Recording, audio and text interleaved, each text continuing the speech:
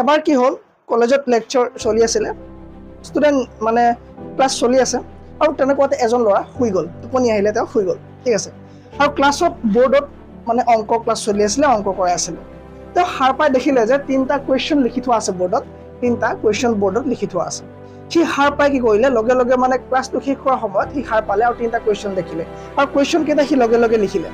ঠিক আছে সো লগে লগে লিখি পেলাই আৰু বাকি টিচাৰ গুচি গ'ল ওলাই গ'ল ঠিক আছে তো কি হ'ল কি নাই তেওঁ গম নাপালে তেওঁ শেষত দেখিলে যে 3টা কুৱেশ্যন লিখা আছে বৰ্ডত হোমৱৰ্ক দিছে তো তেওঁ লিখি ল'লে তো 5 দিনত যেতিয়া আকৌ ক্লাছ ষ্টাৰ্ট হ'ল টিচাৰ সেই হোমৱৰ্ক কেইটাৰ বিষয়ে সোধা নাই কাকো এতিয়া সি মানে থিয় হৈ পেলাই ক'লে যে ছাৰ কালি যে আপুনি বৰ্ডত 3টা হোমৱৰ্ক দিছিলে সেই 3টা দেখোন আপুনি কাকো নাই বিচৰা মই কৰি আনিছিলোঁ সেই বোলে সেইকেইটা হোমৱৰ্ক নাছিলে নহয় মই বৰ্ডত লিখিছিলোঁ যে এই 3টা পাজল এই 3টা প্ৰব্লেমৰ সলিউশ্যন আজিলৈকে কোনেও কৰিব নাই পৰা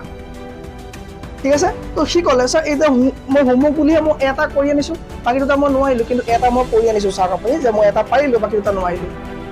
তো দেখিলে যে হয় এটা সলিউশ্যন আছে তেওঁ বহুত ৰিচাৰ্চ মানে স্কলাৰ্ছৰ লগত কথা পাতিলে যে আনচাৰ ওলাই গ'ল তো তেওঁৰ নাম এতিয়াও ইউনিভাৰ্চিটিত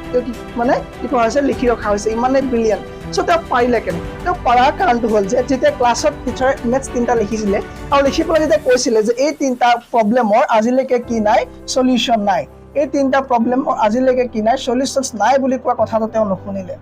তেওঁ সাৰ পাই দেখিলে যে 3টা অংক আছে আৰু এই অংক 3টা মই কৰিব লাগে আৰু এই অংক 3টা হোমৱৰ্ক হয় লিখি লৈ গ'ল যদি তেওঁ শুনিলেহেঁতেন সাৰ পাই থাকিলেহেঁতেন যে এই 3টা প্ৰব্লেমৰ সলিউশ্যন নাই তেতিয়া তেওঁ কৰিব পাৰিলেহেঁতেন কোনো কাৰণে কৰিব নোৱাৰিলেহেঁতেন চ'